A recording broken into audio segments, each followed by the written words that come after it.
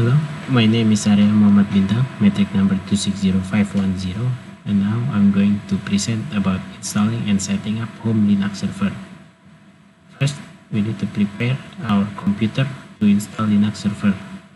The specification of the machines are we are using Kok Jian Yi's computer. It has Intel Core i7 10th generation, clock at 1.8 GHz to 2.3 GHz. It has 20 gigabytes of RAM installed. For the disk space, it has 120 gigabytes available. For the Linux server that we chose is Ubuntu 18.04 LTS. We are choosing the Ubuntu because it is open source, free to download, use and share, so we don't need to worry about paying for the OS. The second one, it is secure, equipped with firewall and virus protection software built in. And the third one is accessible. It is available in over 50 languages, so people from various countries can use it. The software packages that are pre-installed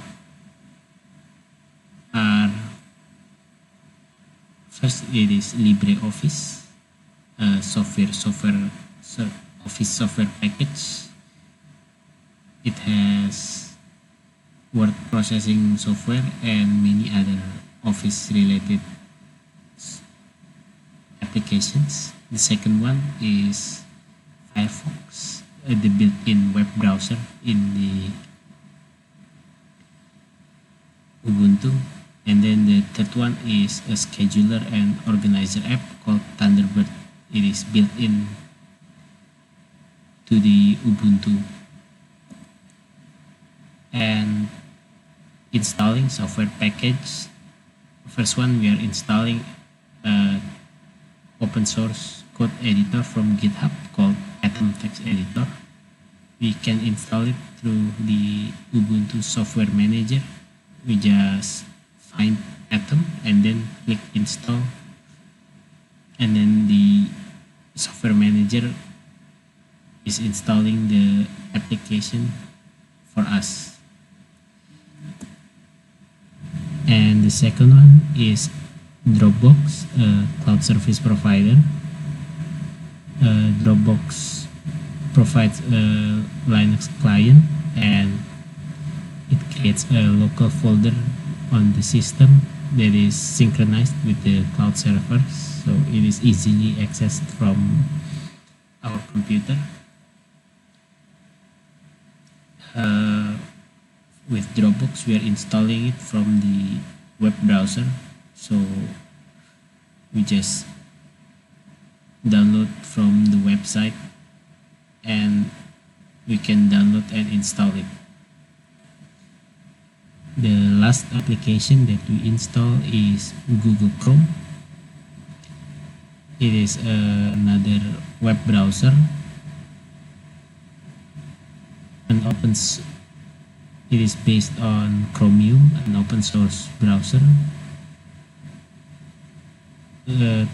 To install it, we can download it from the website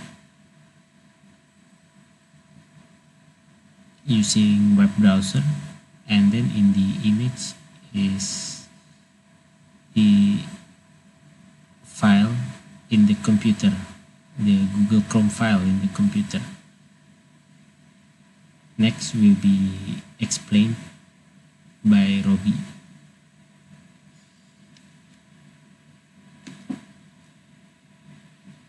Okay, Assalamualaikum warahmatullahi wabarakatuh. My name is Muhammad Robihul Nofri. My metric number is 260394, and I'm here to presentate my part about the task for installing a Linux server.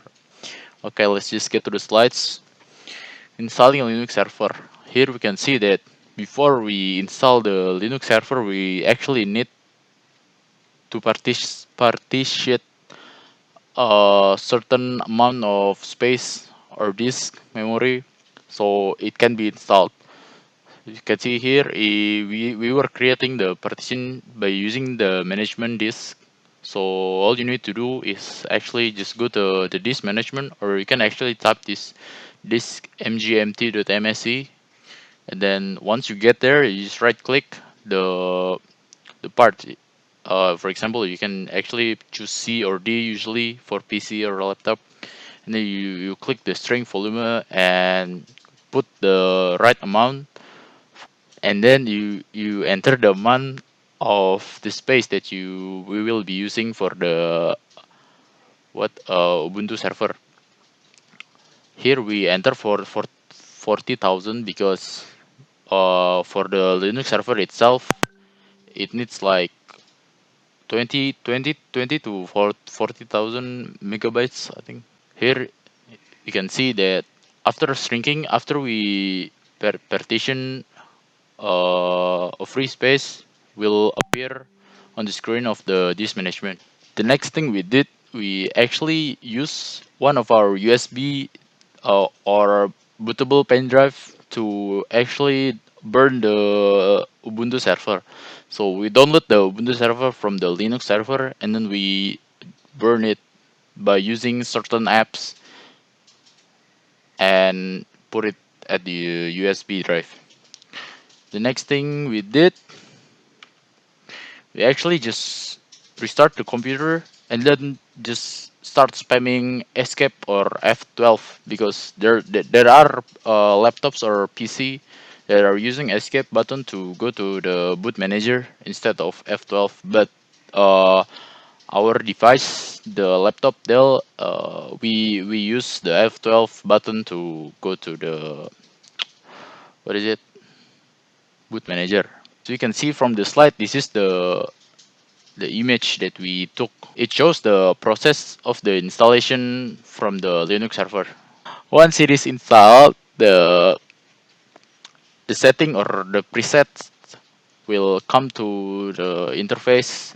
So you really need to set up an option for the language, keyboard layout, and some of the miscellaneous you can actually set. Since we already made a partition for the Ubuntu server, we can see here as the name of the free space. So we just like right click it and create a swap area with 3k megabyte and select it as a logical S type, and we just press OK and confirm the settings. And that's it. The installation is complete, and the rest is only task 4, where we need to do some experiment with the Linux server. That's all for me. Thank you very much. Wassalamualaikum warahmatullahi wabarakatuh. Okay, the record has started. I am Kok Jian Yi. My matrix number is 253430, and I'm going to present the task 4 of our group, which is to use the system and run some administrative function, which is the Ubuntu 20.04. So the first task we have been given is to create at least 3 accounts for each members of the group. So what will I do first on the system is I search for command line, which is similar to terminal in the activities, and open the terminal from Ubuntu. And then I run the command of sudo add user username to create a new user account called username by using add user command. So here is the interface. I tried a several command, and this command is correct, but the password is not right, and I test it again and again. Finally, I recall my password. So next time I should write it down, my user password first, because when you want to create a new user, you have to remember the original user password. So yeah, we have created you can see that it's created the username, and it require a new password for this user. So for this user, is my another group member called Bintang. I put the number as 01 and his phone number, and then I use Y as confirmation. and the password itself is 1234567 for easy memorize. Okay, and this user has been created, and the second user, I'm sorry, this is a typo here. Okay, is username 2 using the same command, but create another user called username 2, and then the new password is 1234567 also. His name is robihul, also another group member from us. We have three of us. Me, my username is J, and then Bintang just created, and robihul is the third user. And the local machine is my machine. I'm using my machine to install Ubuntu. So room number 2 and his phone number, and then other I leave it as blank and Y as confirmation. After that, username 2 is created. So how do we check we have how many account or how many users? We go to the setting, and you can see from the setting there, I click into user, and from user I can see there's three users, which is J, my original account, Bintang just created, and robihul. So we have three users each group. This group already created from the Ubuntu system. So task 1 is completed. Okay, so to go to task 2, we should get each user to remotely connect or log into their account in the server. So to do so, we actually have to activate the SSH connection, which is the shell server, if I'm not wrong. Server of shell. And before we installing an SSH client, we have to make sure it's not installed, because you don't want to install twice. So we have to open a terminal. You can use another alternative way to open a terminal, control alternative T on the keyboard. And then after opening it, it is an interface, right? We type SSH and press enter. So if it's already installed, it will display something like this to show the command, to show the possible command that you can use. And from the output, yes, the SSH client is installed, so we are ready to remotely connect to a physical or virtual machine. So in order to accept SSH connection, we have to have a server-side part of the SSH software toolkit. So yeah, I'm going to install Open Ssh. So to check is available or not, we type SSH localhost and enter. So apparently, it haven't connect yet. I mean, it haven't download yet. So we spend the next 15 minutes to actually install this SSH Open SSH server. So before we actually install it, we have to update our system first. So we use another command called sudo apt-get update. All right, and then after that we run this command sudo apt-get install OpenSSH ~I, and then we press. We have to key in the password, and then we press Y for enter, just like this, and then we have to wait for 10 to 15 minutes, and then after. Okay. I just mentioned that we have to update the system first, because if the system is not updated, we cannot install it. So yeah, after that we have installation success. SSH server is running on the machine. Okay, we can check the status by typing this command sudo service SSH status.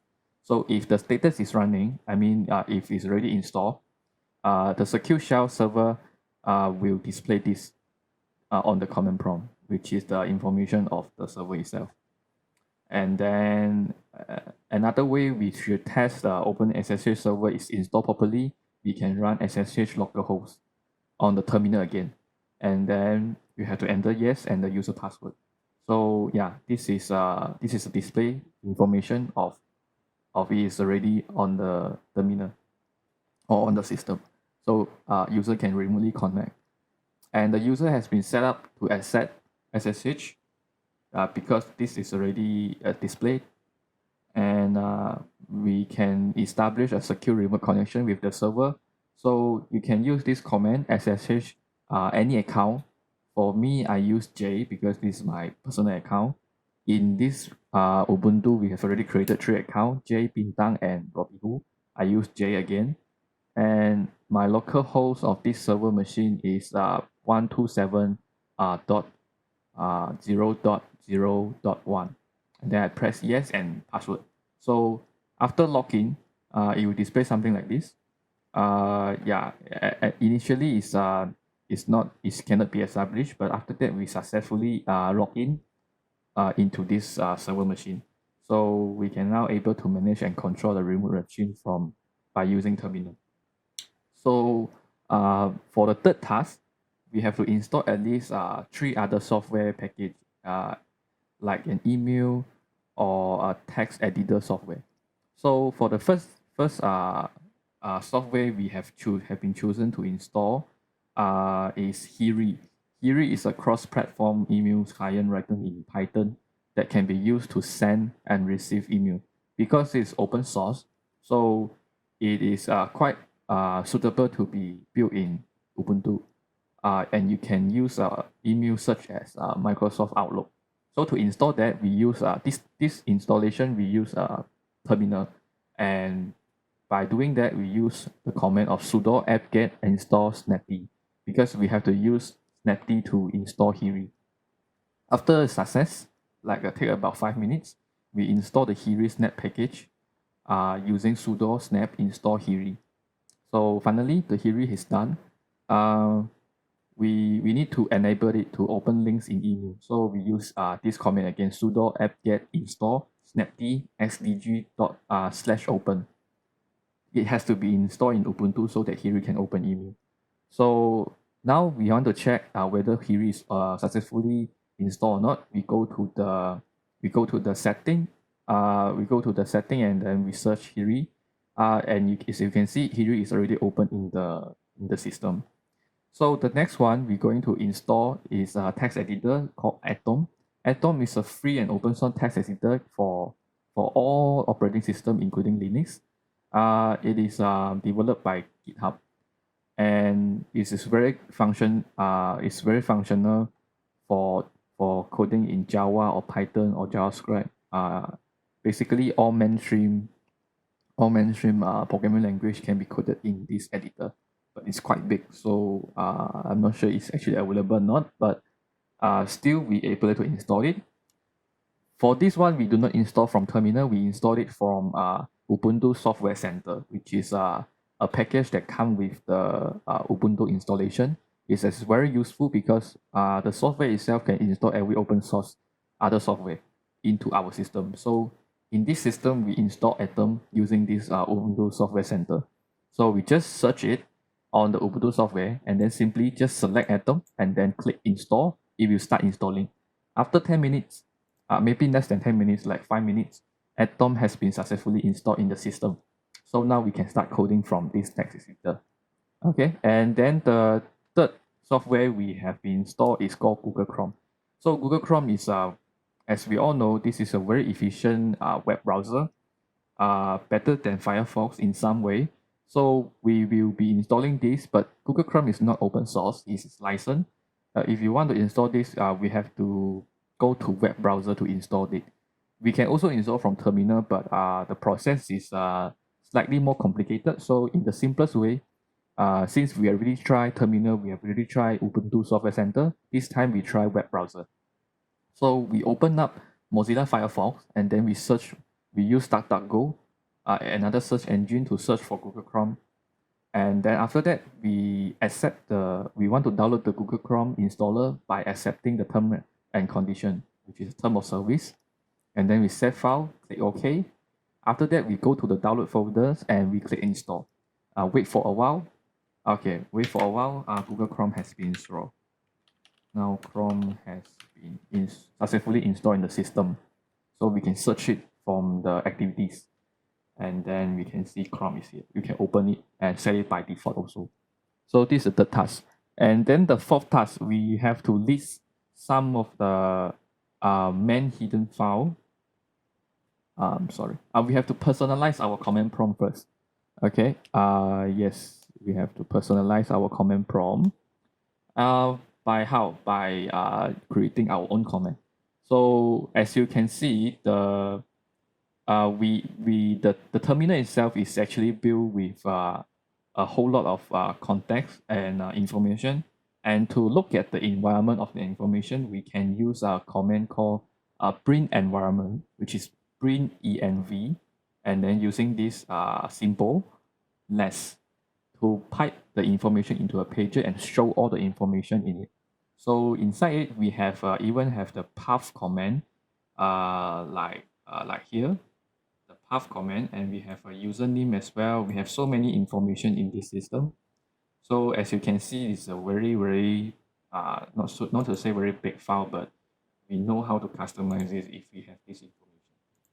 So I'm doing a simple customization.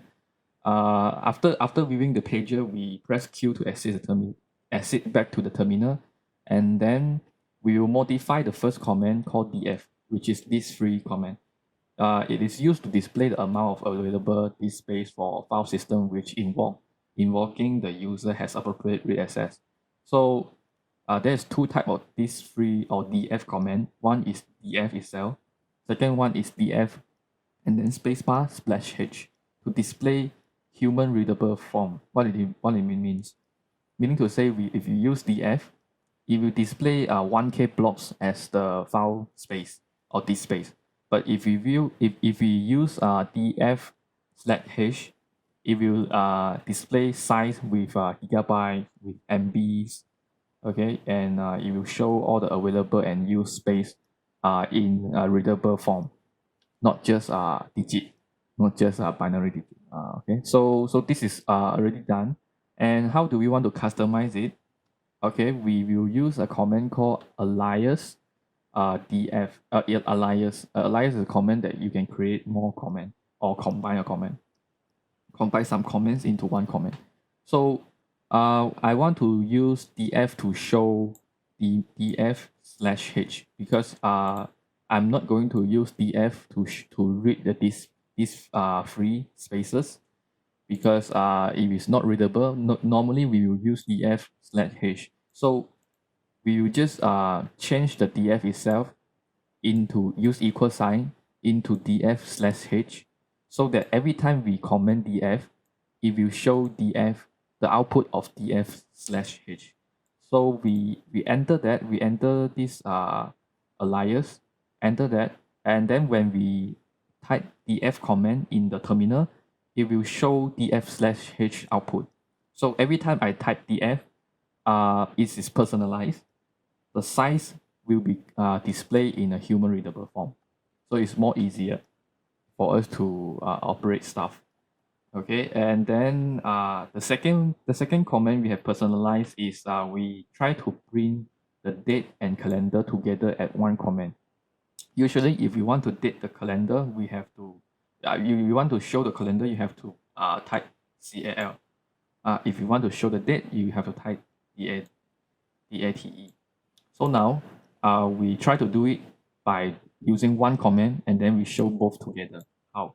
We use alias, and then we personalize this command time/date equal to date, and then use this symbol of logical symbol, which means together with date together with calendar. So every time after we enter this command, every time we press time, we key in time/date, it will show the date and also the calendar, so together.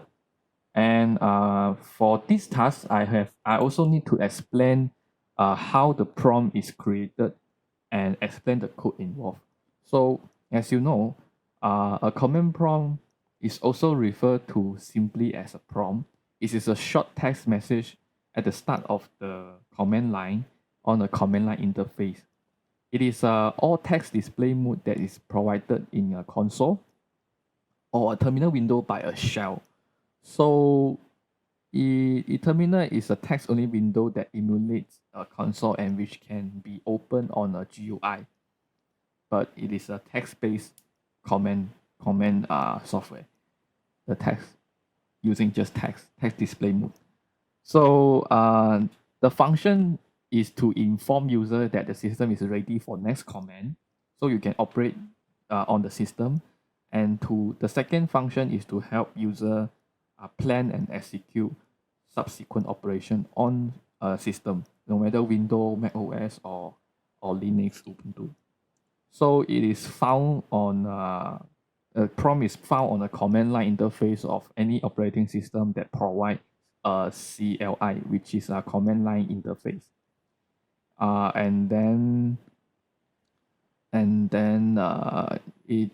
the content can be changed to several factors, including operating system, the specific shell, or other text mode program being used, and individual user setting. It is highly customizable, and the default prompt on the bash shell, okay, which is default shell on Linux, contain the name of the user, the name of the computer, and the name of a current directory, which is like this: J, and then enter, alliance, and J again.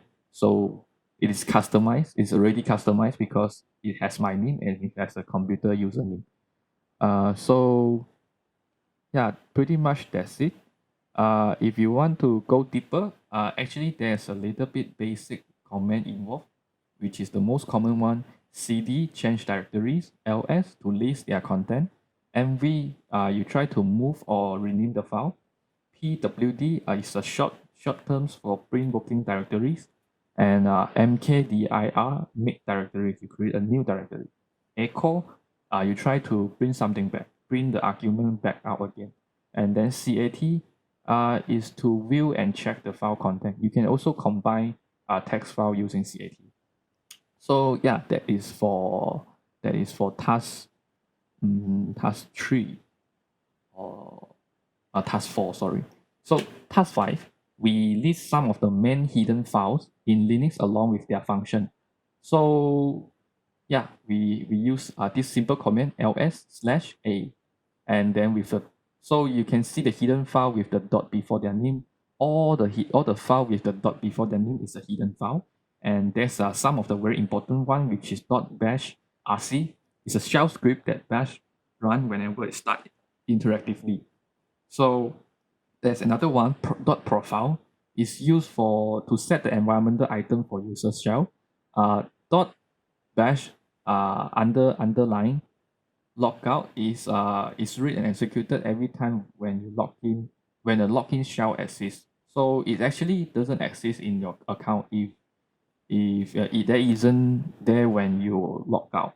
So no extra command are executed. .locker used to store user specific data in fixed directories. Cache you can, if you are careless, then you can use this file to re-download, recompute, or recover your file that you have removed. And .bash/history is a built-in bash command that used to extract the history information. And .gnupg is used by GNUPG. It's a program to encrypt and sign files. And then we have another hidden file called .sudo _s admin _successful is a flag that sudo used to check if you have successfully authenticated in the past. Okay, so that's for task 5. And the last task is to create a personalized welcome message when user log into the system. So very easy. First, we use a command line called sudo apt-get autoclean to free some space in this particular file. Because if there's not enough space, I cannot download the next installation called sudo apt-get install figlet. So this is a simple command line utility to create SCCII text banner for large text, large letter. I will show you why we need this. So after we execute the command I have mentioned, it is already successfully installed, and we can see I am typing the show feed font to view all the fonts that are available. So there's a lot of font available inside this particular package. And then I want to test a word on this package. So as you can see, these are the font name: big, block, bubble, digital. Okay, I'm going to use try every font by using the same command, show fit fonts, but leave a space and then put a word.